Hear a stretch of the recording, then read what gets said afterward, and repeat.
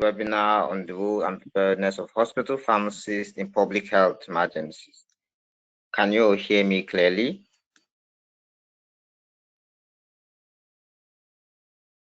Yes, we can hear you.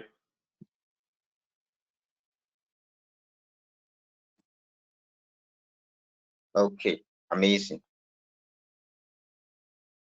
So thank you for joining us once again. This webinar is organized by the Pharmacy Practice Initiative Subcommittee. I am Lanway, the Pharmacy Practice Initiative Coordinator.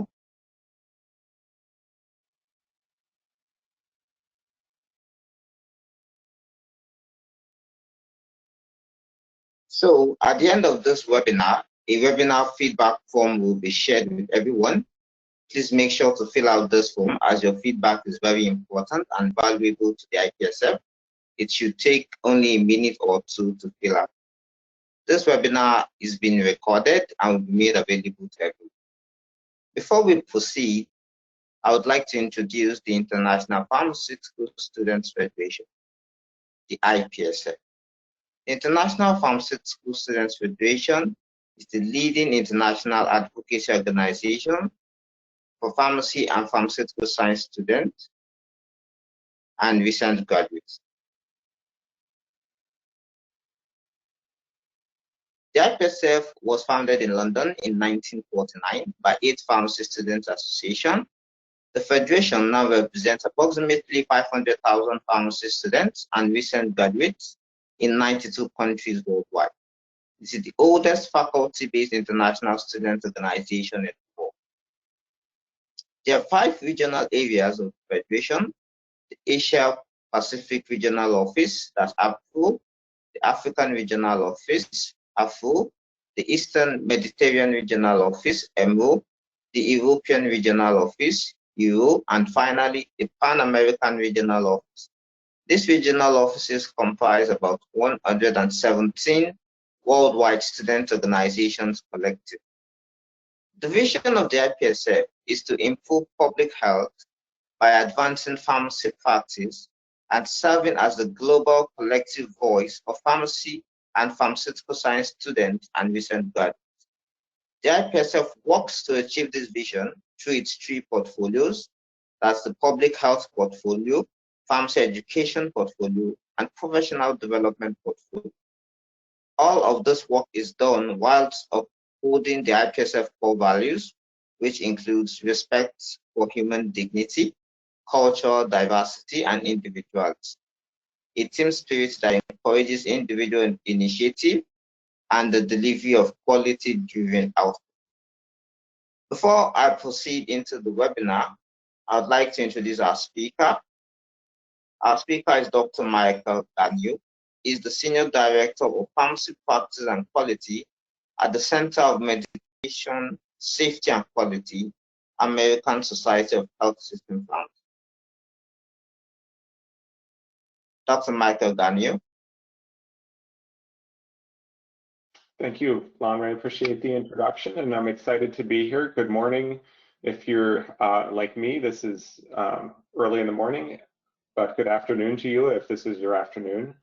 I'm very excited to see the interest among international students for this topic, pharmacist's role in public health emergencies. A little bit of background on me. I have been with ASHP. Hopefully you're familiar with ASHP, but I've been a staff member with ASHP for 3 years now. Prior to that, I spent over 15 years in a hospital system here in the United States, in Columbus, Ohio. If you're familiar with our regions and our states, I worked at The Ohio State University's Medical Center. And during my 15 years there, I was in clinical practice. I did some work in informatics with our electronic health record, and I spent some time managing outpatient oncology chemotherapy clinics.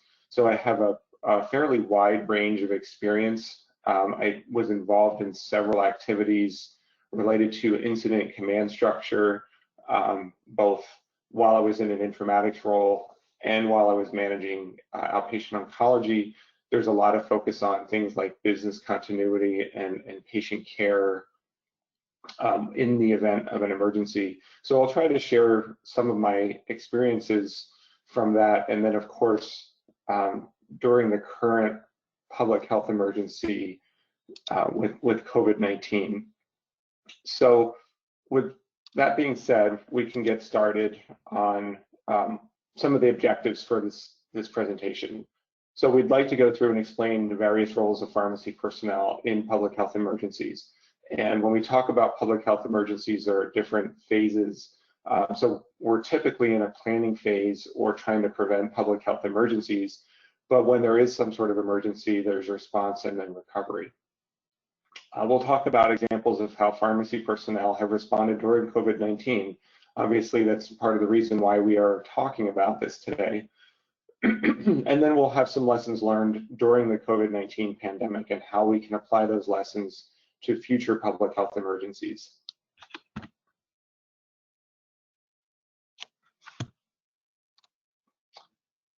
There we go. So when we talk about emergency preparedness, there are planned emergencies and unplanned emergencies. And you may think, well, how do we have planned emergencies?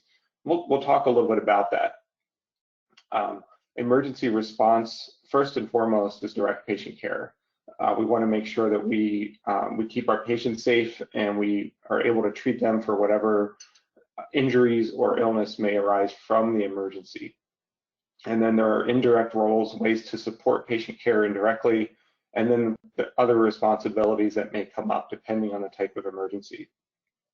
As I mentioned, we'll talk about COVID-19 impact on pharmacy, and we have some surveys that we completed here in the United States, so we have some data on how pharmacy was affected from the current COVID-19 pandemic. And then again, we'll share some lessons learned and that can be applied to future emergencies. So when we talk about emergencies, there really are many that fall into this category. So the first thing that you might think of is a natural disaster. And here's an image of Hurricane Maria bearing down on the island of Puerto Rico. Hurricane Maria was a very strong storm in the Atlantic. And what it did is it wiped out some manufacturing for pharmaceuticals in Puerto Rico, not to mention the devastation that it wreaked on the inhabitants of the island. There are infectious disease global health emergencies. Obviously, we're living through one right now with COVID-19. There are violence and mass casualty events. So thinking of war zones or thinking of explosions, any of these can be a mass public health emergency. They may be localized, but they're still a mass casualty or an event where a region or a city has to activate its public health emergency response. And then cyber attacks, where there may not be direct patient injury, but the infrastructure of a hospital or health system is affected. So we'll talk through some of these. And then preparedness involves planning for all of these. So anticipating the emergency, again, first and foremost, preventing loss of life, but there's also physical and psychological health. So physical health would be of our patients, of course. The psychological health may be our patients and it may be our healthcare providers, depends on the situation. And then lower down on the priority list is minimizing economic loss. And in some countries like the United States, a lot of revenue and the ability of the hospital to operate depends on being able to make profit on some of the services. So for example, during the COVID-19 pandemic, to conserve PPE and to conserve other hospital resources, we stopped some elective surgeries, so minor surgeries that are outpatient. And those surgeries bring in revenue to the hospital. So there's some economic loss associated with that. And then the goal is to increase confidence and resiliency so that the next time an emergency arises, the hospital and individuals are all prepared. So each of these poses a threat, slightly different. And I know I mentioned for infectious diseases, COVID, which is a global health emergency, it's a global infectious disease issue, but there were regional, right? So we had Ebola, we had SARS, we had MERS. we can't always anticipate the actual emergency, but we can plan for emergencies. And so this is what I was talking about, having a planned emergency. We don't actually plan that on this date, this is going to happen. However, if you live in a zone that is susceptible, or where hurricanes, cyclones, typhoons are common, at some point you're going to be affected, whether it's from a power outage or from roads being closed, some other form of infrastructure being impacted. You can plan for that. So these are predictable events. In the United States, we have, some states are in what we call Tornado Alley, where they have, during the summer months, they have tornadoes throughout the year. And so they can be prepared with tornado shelters and emergency response if there is a tornado. The same thing with regions that have earthquakes regularly. And then ice and snowstorms, of course, depending on the region. And then there are unplanned emergencies, things that are completely unpredictable. We can plan for them, but we have no idea if you're at an increased risk for these things. So mass shooting events, for example, here in the United States, several years ago, we had a mass shooting in Las Vegas. There was Christchurch mosque shootings in New Zealand. So we can all plan for these types of events, but we never know when they might happen. Beirut, Lebanon, with the explosion from the unsafe storage of ammonium nitrate would be an example of an unplanned emergency. The 9/11 attacks in New York City, and again, cyber attacks. So these are things that we should be ready for, even though we can't necessarily predict them.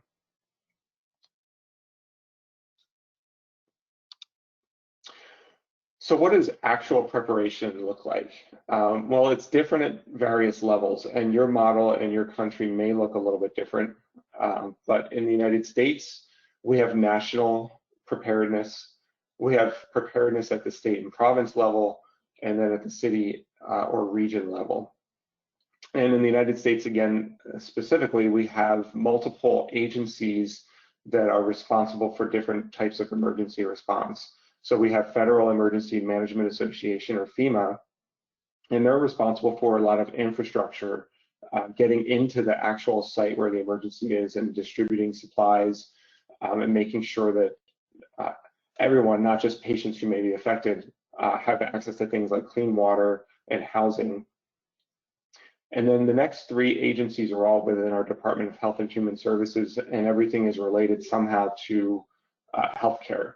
So the Assistant Secretary for Preparedness and Response, for example, has responsibility for a strategic national stockpile. The strategic national stockpile is a cache of drugs and supplies like PPE that may be needed for an emergency. So these are basic drugs like epinephrine, some morphine, some antibiotics, things that might be needed in a disaster zone and need to be mobilized quickly. Our Centers for Disease Control and Prevention, of course, anything to do with a pandemic like this. And then our Food and Drug Administration is responsible for, they're not responsible for distributing drugs in an emergency, but they have oversight on allowing emergency use of some treatments. So for example, right now, the COVID-19 vaccines that are being used in the United States are temporarily authorized by our Food and Drug Administration. And then at the state and province level, state and local health departments, police, fire, and emergency medical teams, and even licensing boards. So in the United States, boards of pharmacy determine our scope of practice, things we can and cannot do with our license.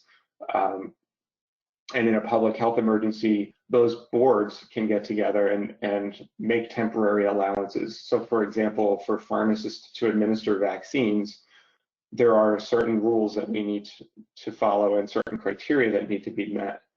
In a public health emergency, they can temporarily suspend some of those rules to make access to vaccinations easier for patients. And then at a hospital level, where many of you will work, there's similar structures. So the hospital will have its own command structure. And then in the pharmacy department, there should be a command center command structure. And then each individual is going to be responsible for their own response. So different emergencies will have different kinds of responses in the hospital, and the command center may depend on the emergency. So we may need medical and chemical countermeasures if there's a mass casualty event or chemical attack. If it's medical supply chain, this could be an external threat. It may not have anything to do with patients coming in. And the same thing with a cyber attack. It may have nothing to do with patients coming in. It's all about continuity, being able to care for patients. So an example may be for supply chain, again, Puerto Rico, with the Puerto Rican hurricane, Hurricane Maria, that wiped out a lot of the infrastructure in Puerto Rico. It was impossible to get drug supply out of Puerto Rico, and there's quite a bit of pharmaceutical manufacturing there, but it was also very difficult to get supplies into Puerto Rico and to reach different parts of the island. So that becomes an infrastructure problem. There may not be any patients that need care for, but you have an issue now getting drugs, getting IVs, getting supplies and equipment into where it's needed. And so those hospitals have to manage being able to care for their patients with limited supplies.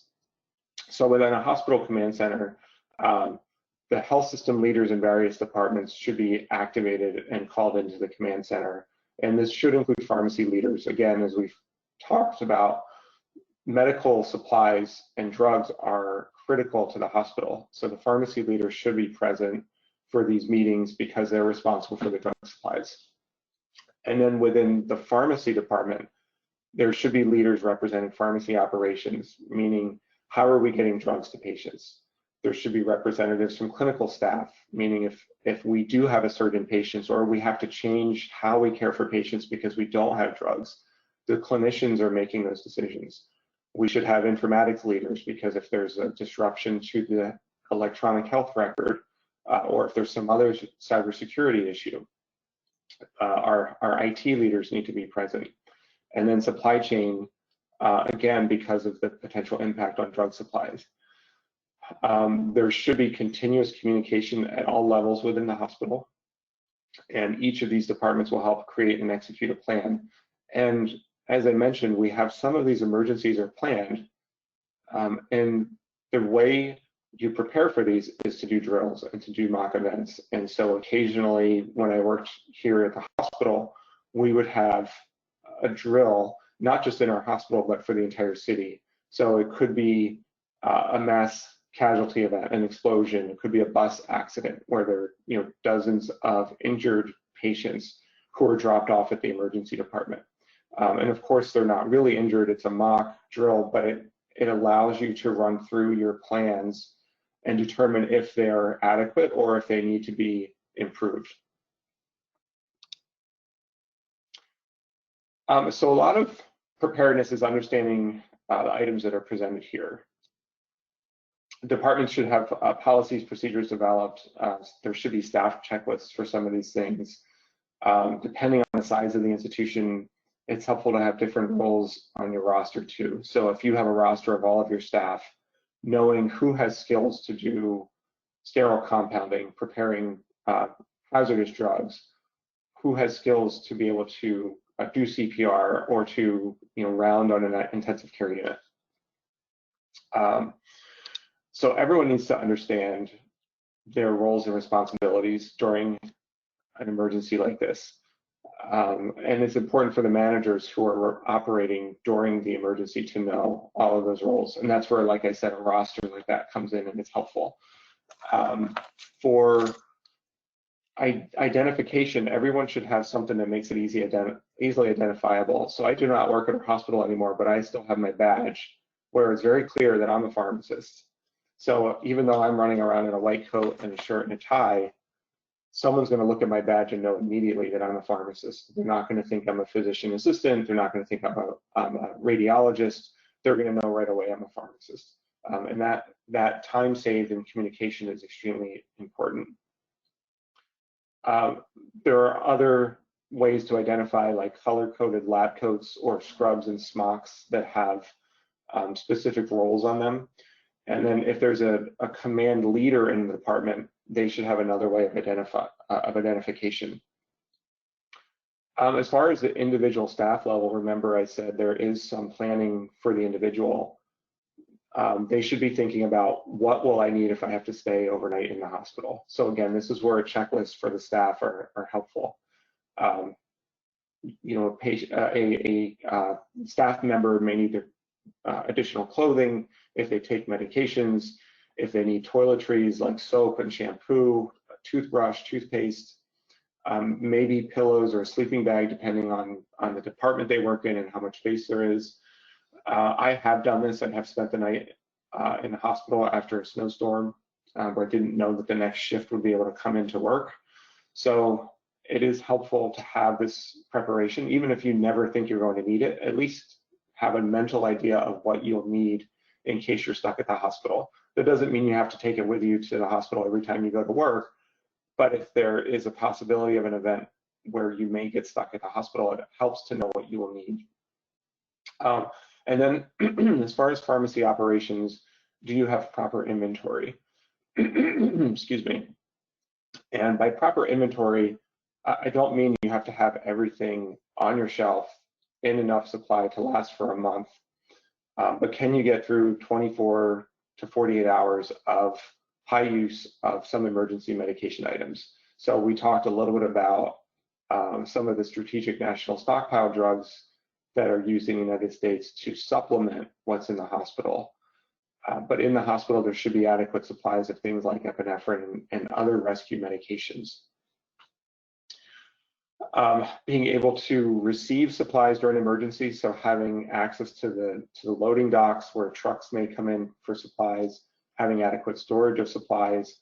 And storage means not just a room where everything is stored, but a lot of drugs require refrigeration or even freezer space. So do you have adequate refrigerator space attached to emergency power? So if there is a power disruption because of either the natural disaster or emergency that's occurred, or if the power just happens to go out unrelated to the emergency, are your refrigerated and frozen meds safe? So all of these things go into that planning part of an emergency. This should all be done in advance and should be something relatively easy to check off as you're going through the department. Let's see, so we talked about redundancies in power. Yeah, clean rooms are another one. So clean rooms and engineering controls, where we prepare sterile drugs in a laminar airflow hood. How long that sterile product is good for depends on the environment it's prepared in. So if I don't have access to a laminar airflow hood to keep my sterile drugs sterile, I cannot give them longer dating. I may have to use that drug within an hour or 12 hours. So do you have backup generators or other ways to prepare drugs if the power goes out?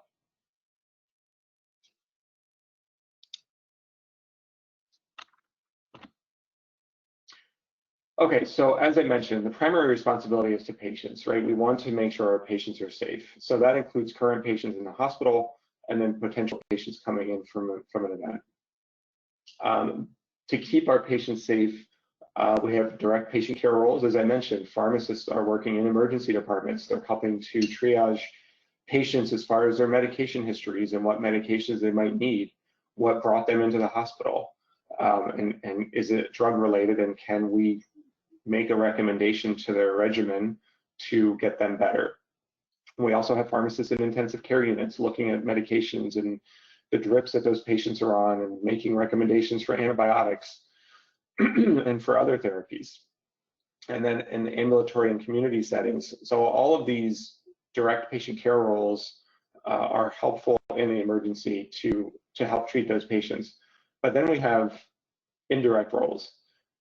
And treatment protocols, for example, during COVID-19 have become very important.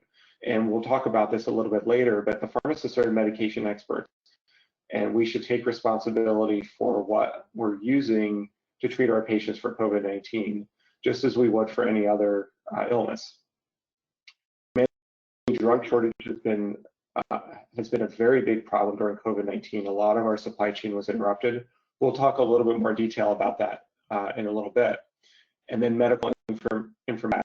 So again, I mentioned the electronic health record, but those protocols for treating patients if we can get them into the electronic health record so that prescribers can select them, it makes it easier and more consistent of how we're caring for our patients. So again, in direct patient care, we are caring for our patients, comprehensive medication management, the same as we would for every patient. We want to optimize patient medications. That includes ordering drugs. It includes deprescribing medications that are no longer indicated, taking medication histories, facilitating admission and discharge, delivering medications to the patient's bed and counseling them. Regulatory agencies or license boards may implement changes to the scope of practice. So if you have a mass scale emergency, as a pharmacist, you may participate in things you have never done before. So I don't know how many of you have performed CPR, for example, or have you been in a situation where a pharmacist has administered a drug through an IV, or have you operated a defibrillator? Most of these things would be outside the scope of a pharmacist, but if you're in what we would call crisis standards of care, you may be called on to do that, and your licensing board may issue some sort of exemption to allow you to do these tasks temporarily. Indirect care still involves clinicians in many cases, but this will involve supply chain, administrators, managers, pharmacy technicians are part of clinical care, but will play a larger role here in operations. In the United States, we do have some technicians who are involved in medication histories and supplying discharge medications. It's also important to keep staff safe. I know I keep talking about our patients, but we need to keep staff safe as well. So if there is some sort of disaster in the region, keeping staff and knowing that their families may be in danger as well. So we need to make it a workplace that has accommodations, is flexible, allows staff to work from home if they can't get to the site. But there are other ways, like I said, that we can do indirect, that aren't direct patient care to respond to emergencies. I mentioned treatment guidelines and algorithms. So this is not direct patient care, but this is our clinicians who are making sure that what we're using to treat our patients is appropriate. Clinical decisions are often made around drug shortages, and then novel therapies. We've had several drugs that are new to help us treat COVID-19, whether it's a vaccine or monoclonal antibody cocktails or a drug like remdesivir. Clinicians need to determine the role of those drugs. Okay, so I mentioned crisis standards of care. What do I mean by that? Well, this is where the magnitude of patients coming in exceeds the ability of a hospital to care for those patients. So normally we have enough resources, we have enough equipment, PPE, ventilators, drug supplies, vaccines. When we get to the orange, where we have a major surge, 200% of capacity, we're in crisis. We're determining which patients we're going to put on a ventilator based on who's most likely to survive. The same thing may have to happen with drugs. And unfortunately, with drug shortages, we sometimes do this anyway with cancer chemotherapy drugs. We can't get enough of a drug like vincristine, for example, to treat every patient. We have to make a decision about who qualifies for that drug. And it's typically based on outcomes. Are we potentially going to cure a childhood cancer, or are we going to delay a palliative regimen on a patient who's likely to die from their cancer? And it's sad that we may have to make these decisions, but when hospitals get overrun, this is reality, this is what happens. So ASHP ran some member surveys throughout the summer during the COVID-19 pandemic. We found 99% of our respondents indicated that they had temporarily stopped some elective procedures, as I mentioned earlier, because of trying to conserve staff, trying to conserve personal protective equipment, trying to conserve ventilator use. In the same survey, we had about 50% of staff who were affected by positive cases of COVID, who had to stay home and had to quarantine. So we don't typically think about that, but that balance of the magnitude of the surge can be tipped not just by the number of patients coming in, but the lack of staff who can help treat those patients. So when they're exposed staff members who can't come to work, that tips the balance as well. Okay, I mentioned some surveys, so I have some data to share. These are really, these are new data. You're actually the first to see them. We haven't released these publicly yet. But in late December, we asked some vaccine survey questions of our members. We had 990 responses, and there's a lot of vaccine hesitancy, especially two new vaccines. These are the mRNA vaccines are not technologies we're familiar with. And so there's a lot of reluctance from healthcare workers to receive the vaccine. So what we did is we asked how many of the pharmacists would be willing to take the vaccine. And what we found is that 56% said they would be vaccinated as soon as it's available, and 32% had actually already been vaccinated, which is good because the vaccine rollout here has been very slow. That actually equals 88%, which is very high among healthcare workers here in the United States. Most other surveys have found about 60% of healthcare workers are willing to take the vaccine. So I think it goes back to what I said, where pharmacists are the medication experts. We understand the drugs, we understand how they work. We can read the data and look at how effective the drug is, what the side effects are, and make an informed decision. And I think here it shows that pharmacists are trusting the data behind the vaccines. So that's a good sign. Also in the United States, we have surveys that ask about the most trusted professions, and pharmacists are always among the top for trusted professions. So I think we can use that trust and use our knowledge of vaccines to help increase uptake from our patients and from other healthcare workers. Some other questions that we had about the role in the vaccine primarily is receiving the drug, storing it, and handling it, overseeing the coordination and administration of the vaccine to others. The one that I think is interesting, I did not highlight here, but this involvement in decisions about who will be prioritized for vaccination. This ties into the emergency response where I mentioned the crisis standards of care. We don't have enough of a resource to treat patients.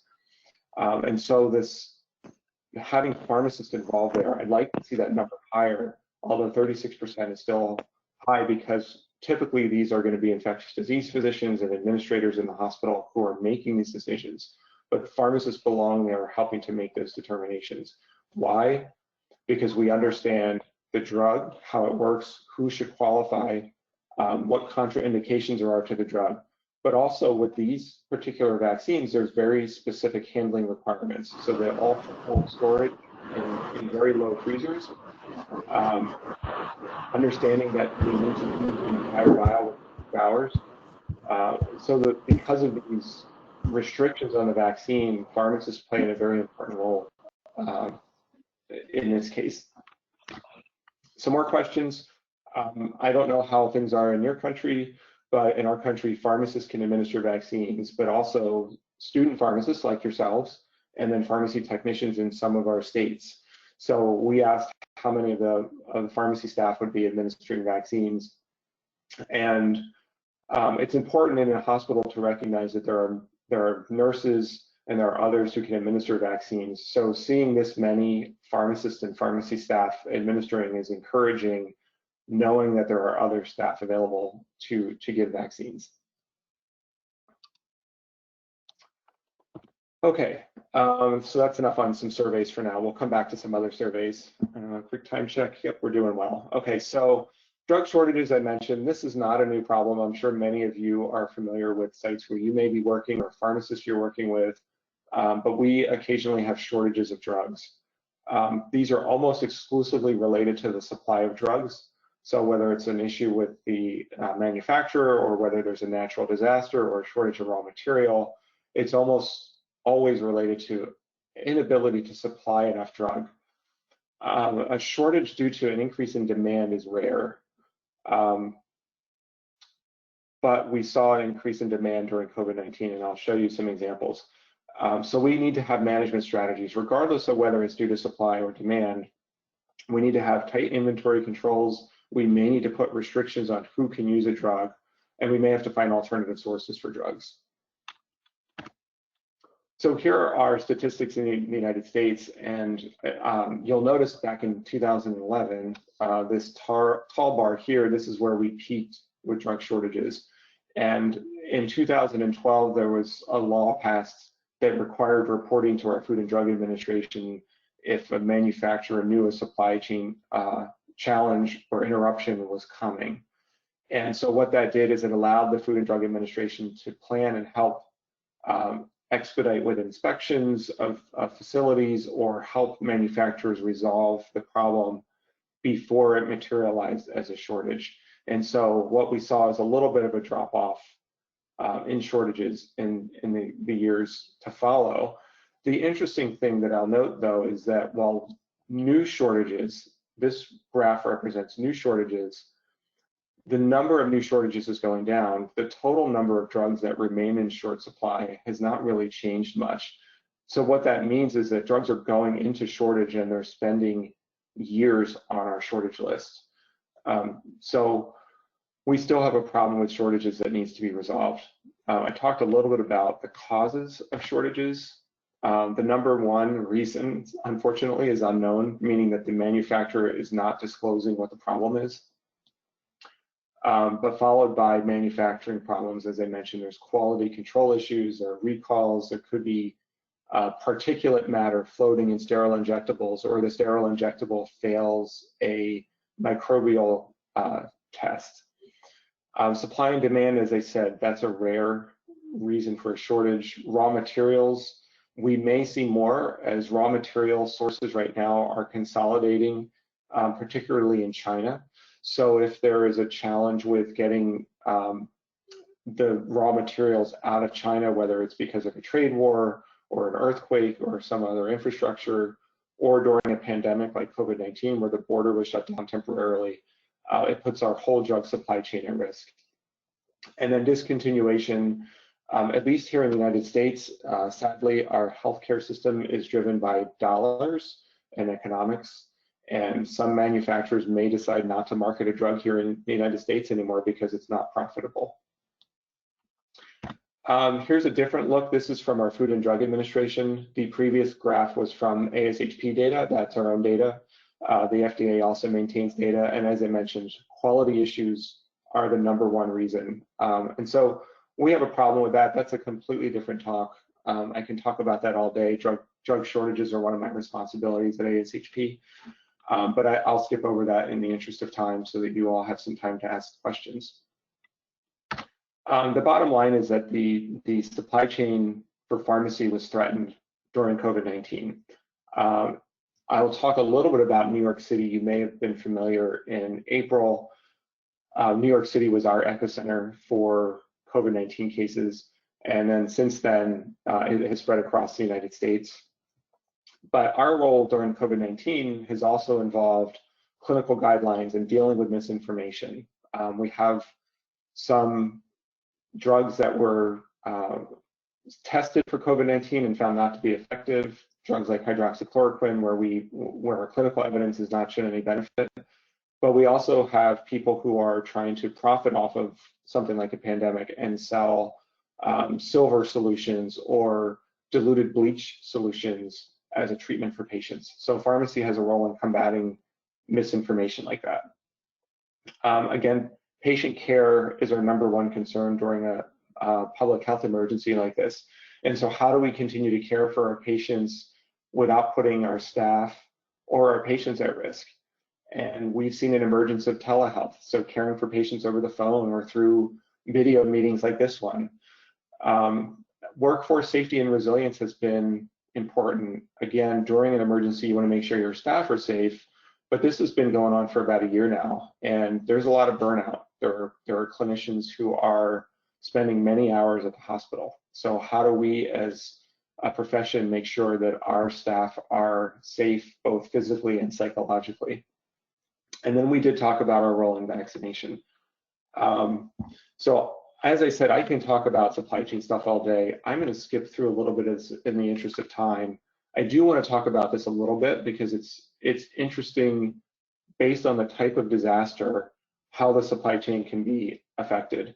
So I mentioned raw materials, and a lot of the raw materials are consolidated in China.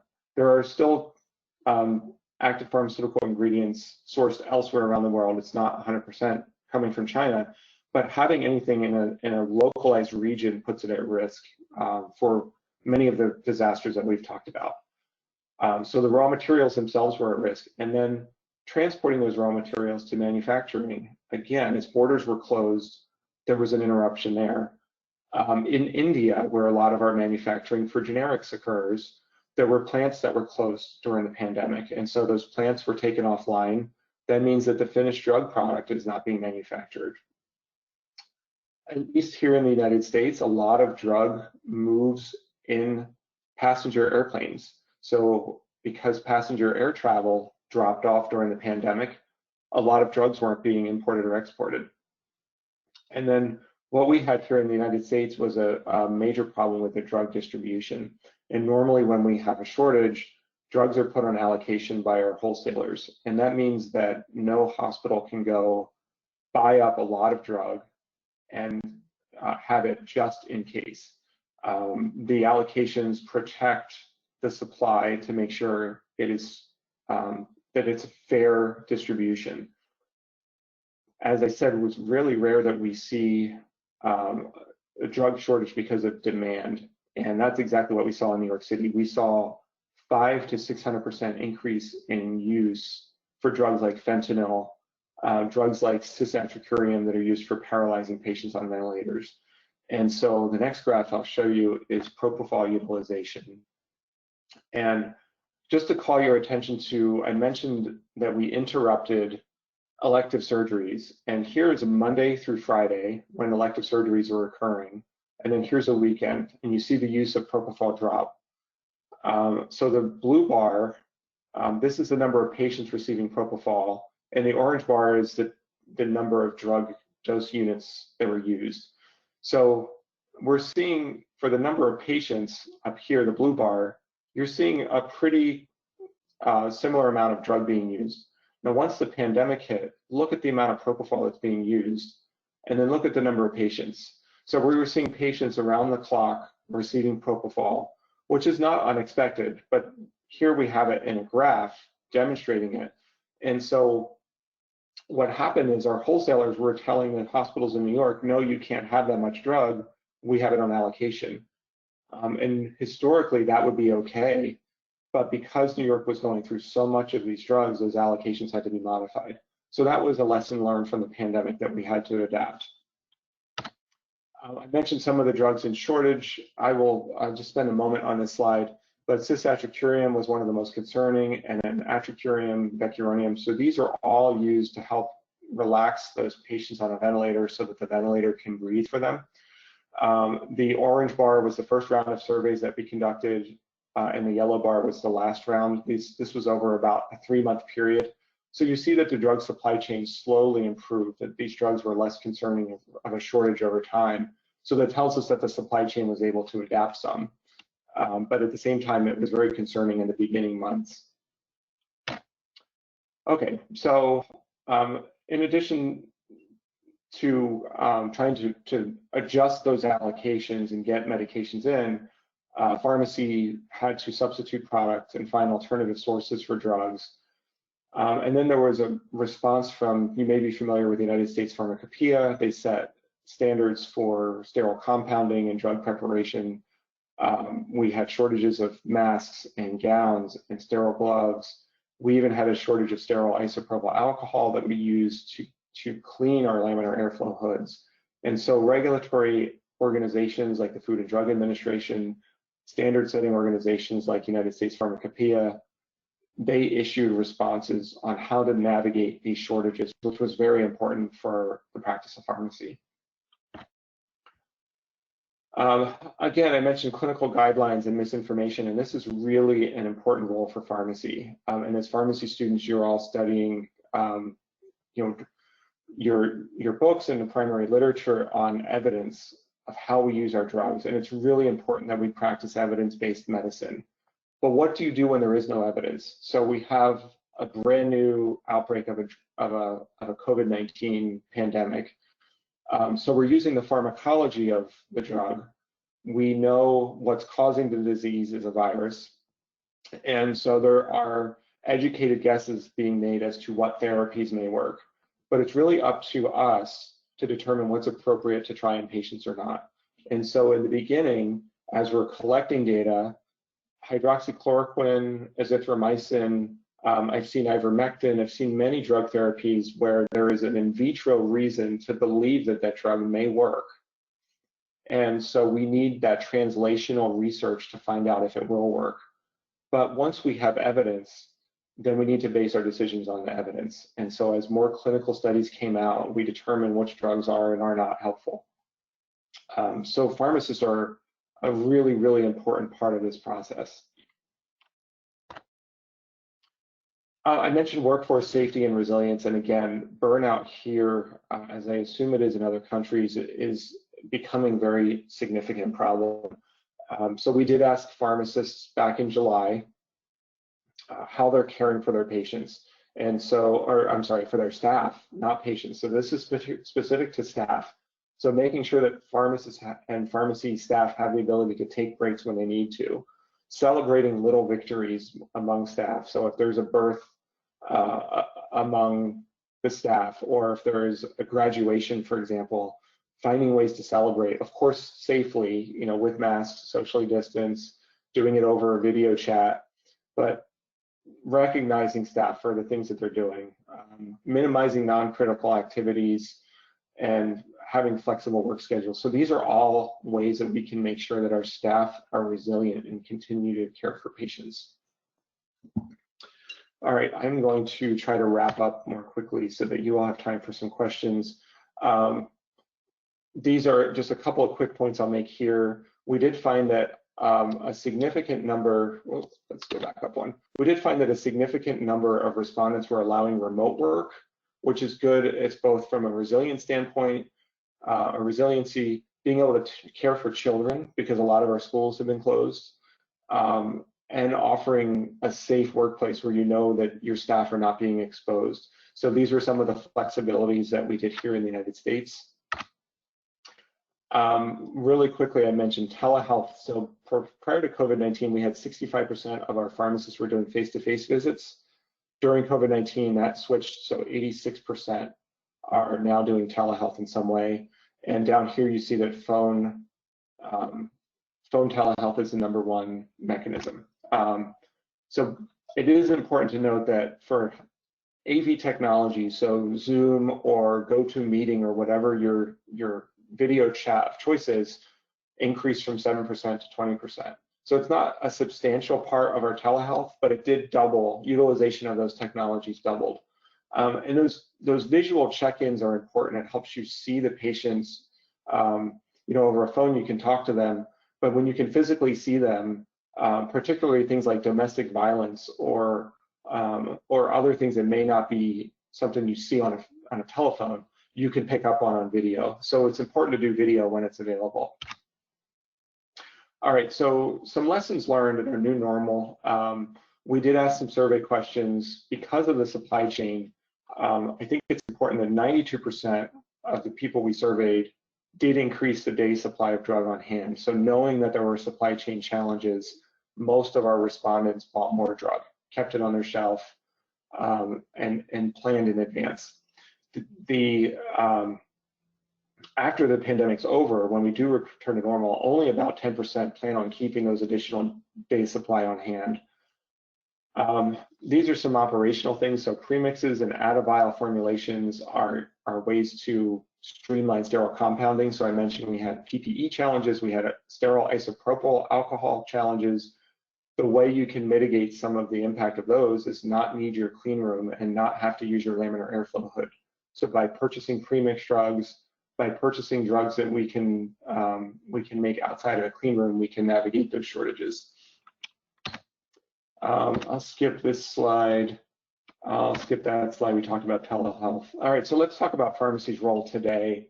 So I did talk about vaccine hesitancy. So there are conspiracy theories here in the United States where there's microchips in the vaccine, that the vaccine is going to change your DNA.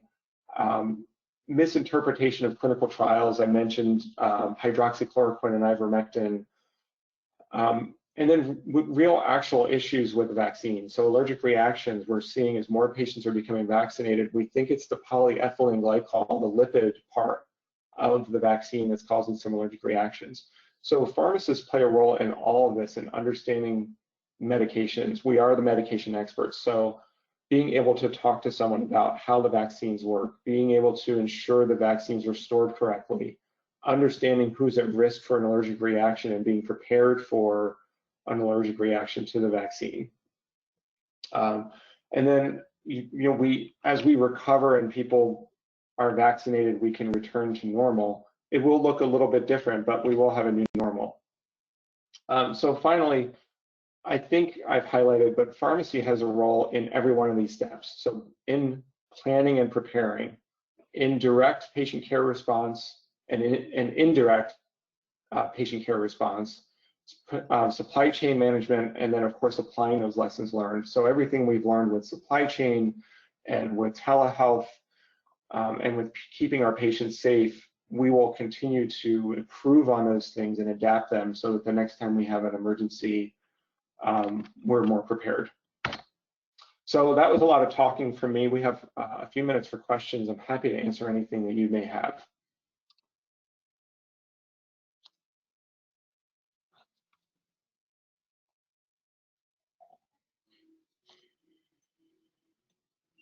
Okay, thank you so much for the presentation. Please, all questions can be sent to the chat box. There's a chat box, so you can send your questions to the chat box. And the post-webinar evaluation form has also been sent to the chat box. Please kindly fill it. Okay, I think we have a few questions already.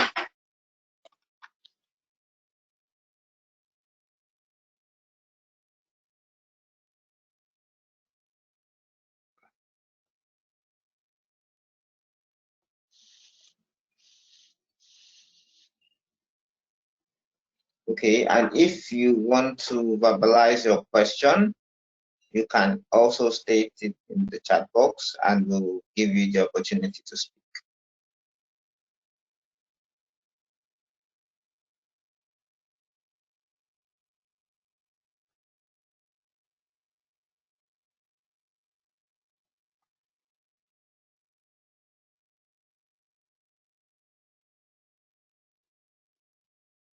Okay, there's a question here. Question states, as students, how do we begin to prepare for emergency? Yeah, great question. And I mentioned the individual checklist. So start to think about what you would need in an emergency, whether it's at your place of work or whether it's at home. So if you had to go to a hospital for your shift, what would you need to have with you? You don't have to have it in a backpack ready to go every time, but make that mental checklist of, I need a toothbrush, I need a phone charger, whatever it might be. Make sure you have that preparation. That's something you can do yourself. The same thing at home. If you have family depending on you at home, then who's taking care of them if you are at the hospital and have to stay at the hospital longer? So those are things you can do individually. And then at your place of work, ask your supervisor or your manager what your plan is for the department and how you can be involved. But I think that individual level is something you can do immediately, even as students.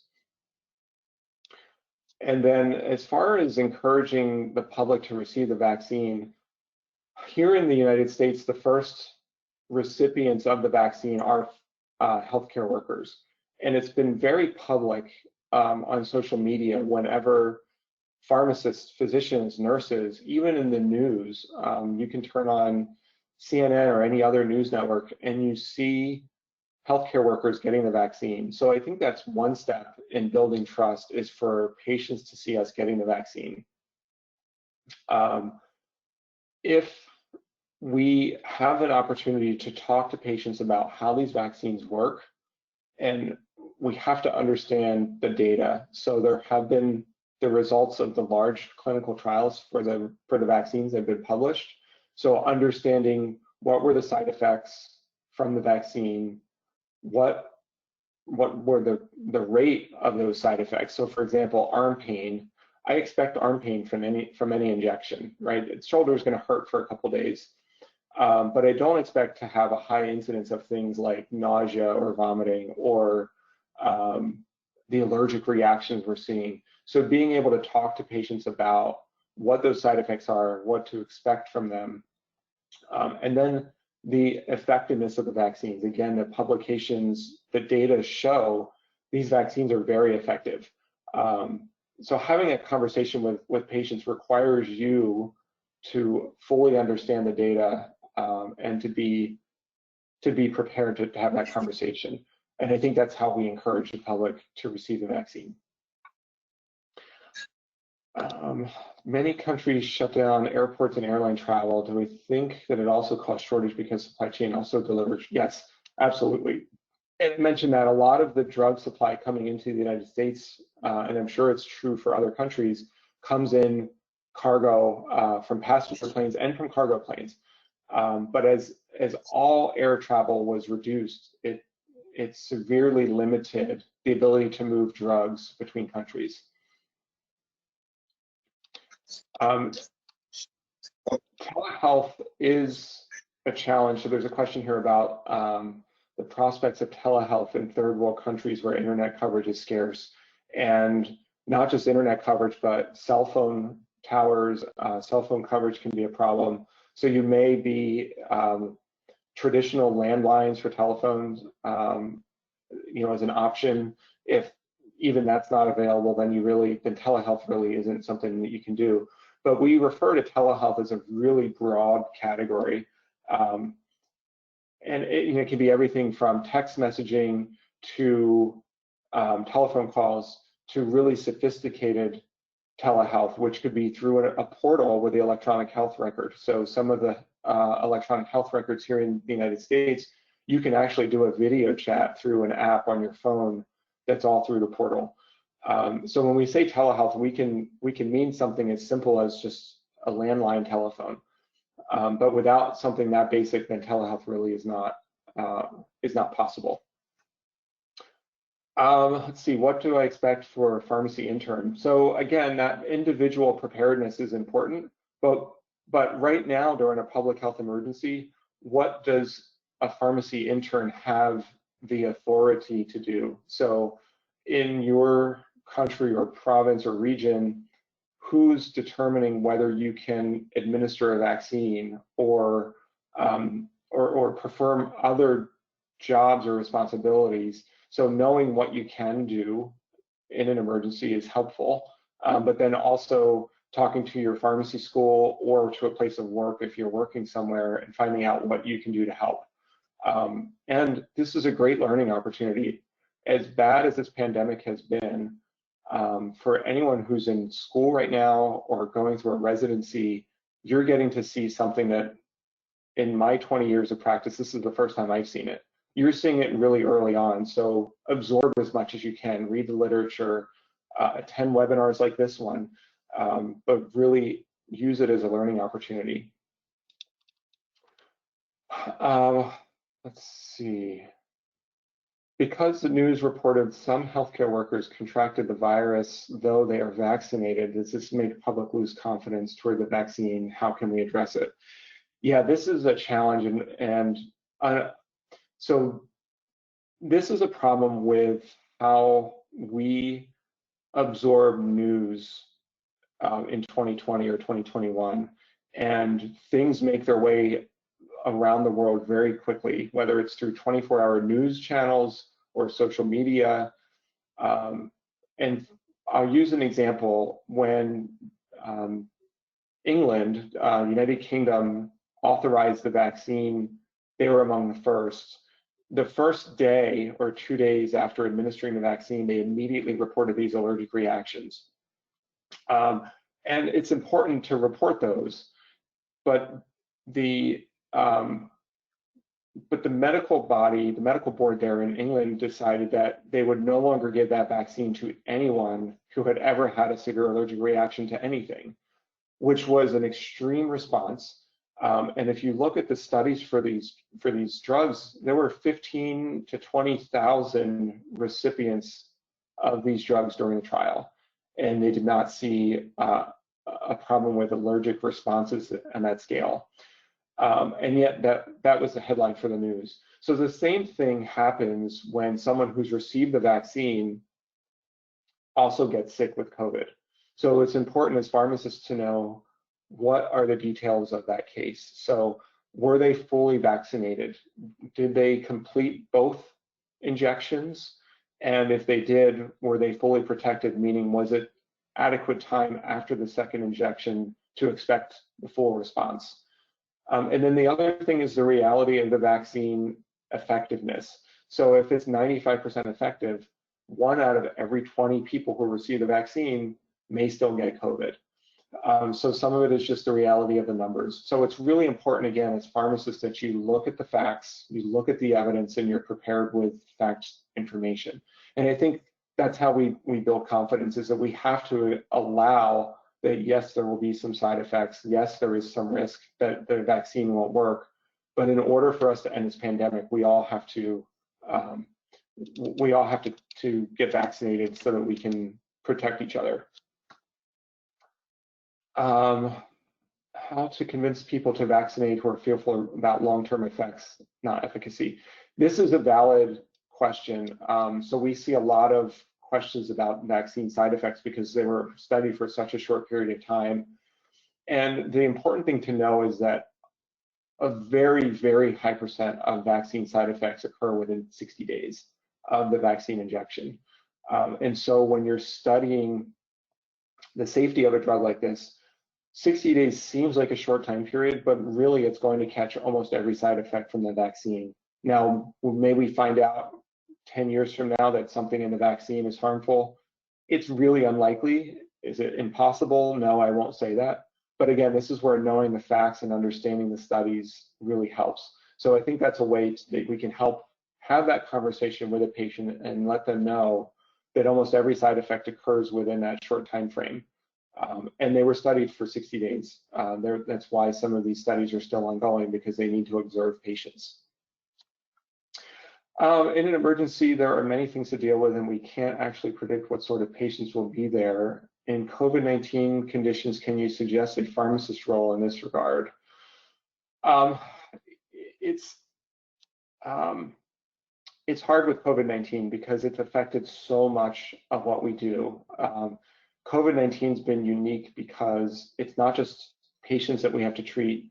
It's rethinking how we work. So limiting the number of people in a pharmacy, for example, so that we don't expose each other. It may be rotating shifts where some people work from home on some days of the week and work in the hospital other days of the week. And that way, if there is exposure at the pharmacy, not all the staff have to be quarantined. This has really been a challenge. So the pharmacist role really comes down to everything we talked about during this presentation. It's understanding how to care for our patients using evidence-based medicine, and it's really keeping our staff and their families safe at home. So there's really not one. There's really not one answer to that. And do we have a time for more here? Let's see. Hospital pharmacists do if people refuse to be vaccinated even though they're in an emergency. This is a challenge. If pharmacists, if people refuse to be vaccinated, there's really a lot of mistrust if people are forced to be vaccinated. Now, workplaces can implement rules where if you're not vaccinated, there are alternative work arrangements that need to be made. So that person may need to continue to wear a mask and isolate if they don't receive a vaccine, whereas everyone else may return to normal. But it's really hard to convince people who don't want to take it. It's really difficult to force them to because there's already a mistrust there. This is a really good question. I'll take this last one, and then I don't know how much time we need to keep going. sont activés. I'm sorry for interrupting. Yeah, I think one more question and we are done because our time is out. Yeah, thank you. Okay, wonderful. I'll try and keep this brief, but this is really important, I think, because this is a good question. How do we care for patients suffering from critical illnesses such as HIV or cancer while COVID is almost monopolizing resources? This is really, really challenging, and this is where that like telehealth comes in. So for something like HIV, where you can check in with a patient regularly by a phone call or by Zoom and occasionally get some lab results, this is actually a role where pharmacists can can step in and take over care temporarily. We have in the United States several clinics where pharmacists will completely manage a patient's medications for some chronic conditions. So something like HIV, as long as we're monitoring counts, markers in the blood for the virus, we can care for those patients through telehealth. Cancer is really difficult because cancer requires a lot more of a team-based effort for diagnosing. There may be radiation treatment, there may be chemo. So we're dealing with not just limited resources, but we're dealing with patients who are reluctant to come seek care because they don't want to expose themselves to COVID. So that's where conversations between the physician and the patient, or the pharmacist and the patient, as they're coming in for monthly medication refills, making sure that they're still following up with their care is really important.